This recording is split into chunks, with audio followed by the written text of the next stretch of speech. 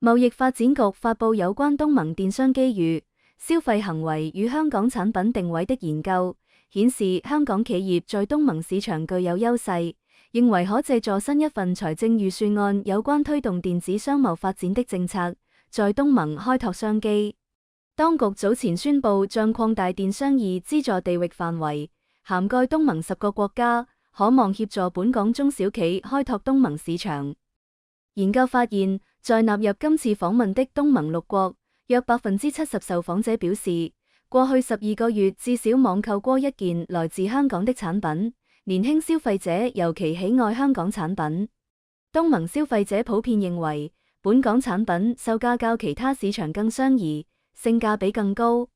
欣賞本港產品糅合亞洲及西方元素。網上售賣的香港產品設計時尚。在香港各類電商產品中，70%受訪者認為電子消費品最吸引，其次是時尚產品以及化妝品、個人護理產品。研究指出，新加坡、泰國及馬來西亞網購人士在香港產品的平均消費額最高。以電子產品為例，新加坡消費者每次平均支出371美元，泰國為276美元。